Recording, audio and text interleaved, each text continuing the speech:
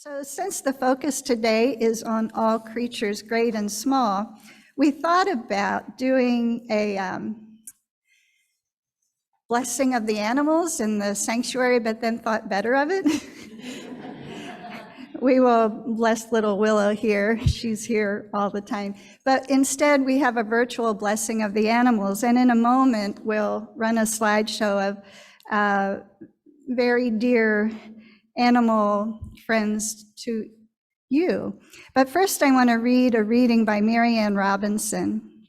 She says, "We were very pious children from pious households in a fairly pious town, and this affected our behavior considerably. Once, we baptized a litter of cats. They were dusty little barn cats, just steady on their legs, the kind of waifish creatures that live their anonymous lives, keeping the mice down and have no interest in humans at all, except to avoid them. But all animals start out sociable, so we were always pleased to find new kittens prowling out of whatever cranny their mother had tried to hide them in, as ready to play as we were. It occurred to one of the girls to swaddle them up in a doll's dress. There was only one dress, which was just as well since the cats could hardly tolerate a moment in it and would have been unswaddled as soon as they were christened in any case. So I moistened their brows, repeating the full Trinitarian formula. I still remember how those warm little brows felt under the palm of my hand.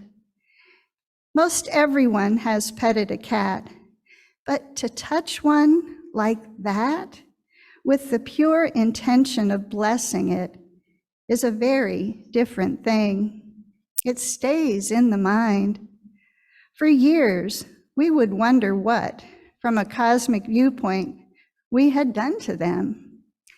It still seems to me to be a real question. There is a reality in a blessing. It doesn't enhance sacredness, but it acknowledges it, and there is a power in that. I have felt it pass through me, so to speak. The sensation is of really knowing a creature. I mean, really feeling its mysterious life and your own mysterious life at the same time. So thinking about that, I'm inviting all of you as you move into the rest of your day, the rest of your week, if you come in contact with an animal in your life, at home, on the street, you have the power to bless that animal. And take a moment and feel what that connection feels like. And with all of that said, I believe that these furry, feathered, finned, and scaled friends of ours truly need no blessing, and in fact that they are the blessings in our lives. So at this time, we have a slideshow from some of the animals that are near and dear to all of you that we'll show right now.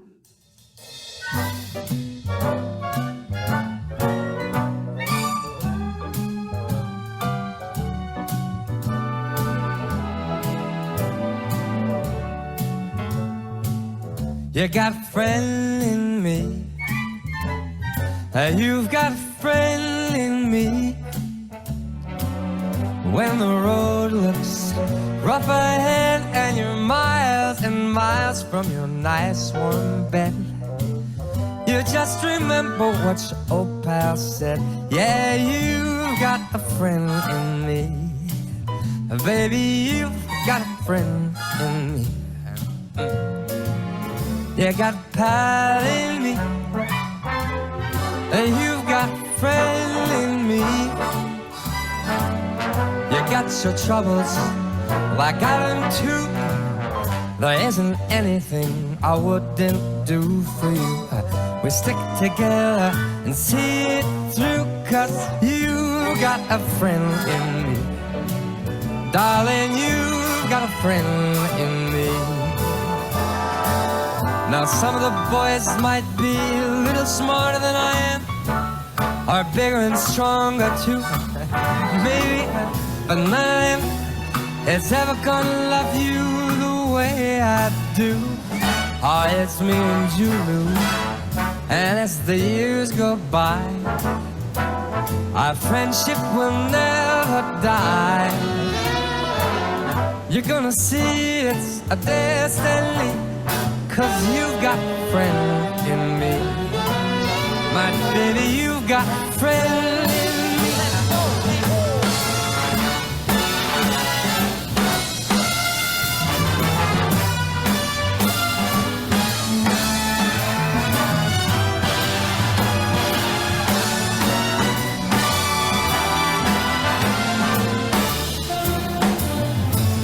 Now some of the boys might be a little smarter than I am, bigger and stronger too, maybe.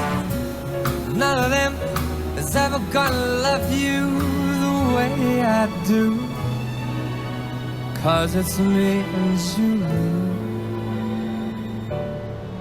And as the years go by, our love will never die. You're gonna see it's our destiny.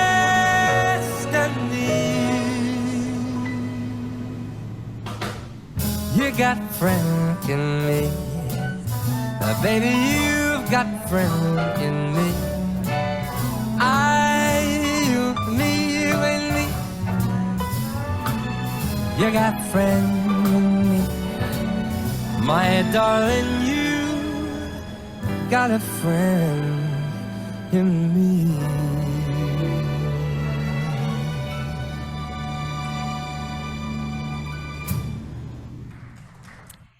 So blessings, blessings, all creatures, great and small.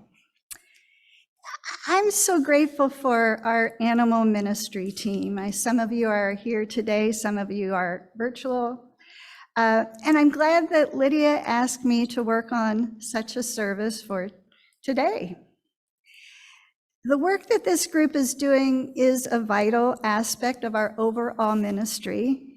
And we all have areas that call to us. It might be anti-racism, it might be LGBTQI plus concerns, care for our planet, could be immigration, a focus on youth, and the list goes on, all laudable and very important parts of what we care about. And while most of us resonate with all of those topics and many more, we know that we can't each fully invest ourselves in every single one of the topics that touch us. And that's why it's important to be in community together, and why it's important that we share the load. This is what shared ministry looks like. And that's why I'm glad we're turning our attention today to all creatures, great and small. I need my own reminders about so many things, and focusing on creating this service today gave me an opportunity to remember. And I don't know about you, but for me, it can be easy to become tunnel visioned, to pay attention to what's on my to-do list for the day. It can be really easy to get caught up in the minutia of my life. So getting time to remember once again of the interdependent web in this way, well, I found it to be a welcome reminder. I don't currently have pets, but I grew up with a long string of dogs in my life, from my father's hunting dogs to a succession of other furry critters who were part of my growing up.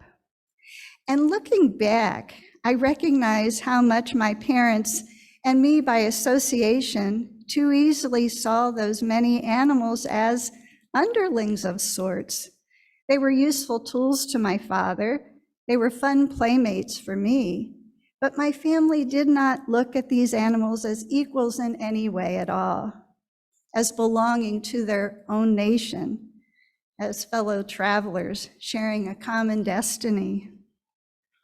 I don't think it ever really occurred to them that our dogs had rights. We were not intentionally cruel to our pets, but I think that we were by ignorance. All of these animals were outside dogs. The hunting dogs were chained. The ones that came after, my playmates, were left to run free in our rural community, and far too many of them met their demise by some vehicle or another hitting them. They weren't neutered, so I grew up with a fair number of puppies who we played with, we dressed up and hopefully found homes for before they got too big. And this is just what I grew up thinking, that these are the animals in our lives. Another take on the importance of animals, as I grew up, I had a fairly traditional meat-based diet. I never thought twice about the fact that the food that I was growing strong on was really a sacred offering. In my late teens, I began connecting dots and thought intentionally about the fact that the hamburger I enjoyed was once a living, breathing animal. I became a vegetarian in my early 20s as a result.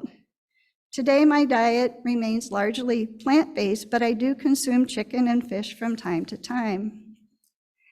And I am certainly not here to shame anyone about their diet, but I think that it's worth reminding ourselves that if we wish to claim that we are indeed a part of the interconnected web of life, we need to acknowledge what that means.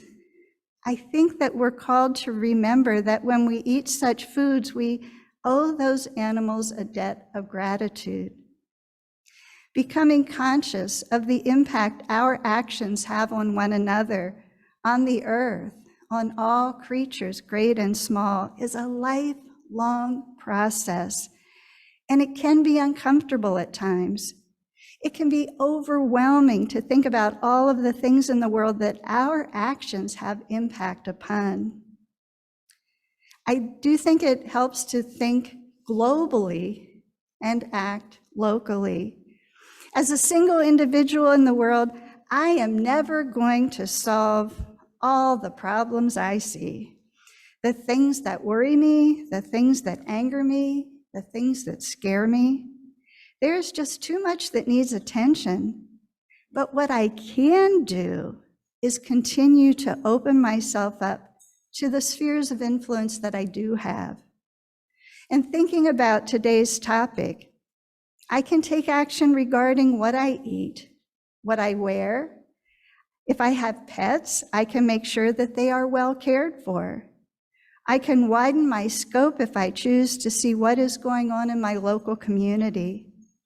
I can help to support no-kill shelters. I can connect with those in my community who are doing things to educate the public about such issues. I can contact local legislators with concerns and ideas for solutions if I have them. I can enjoy good food and companionship right here at the monthly Meatless Monday dinners. I can support the efforts of groups like our own animal ministry team.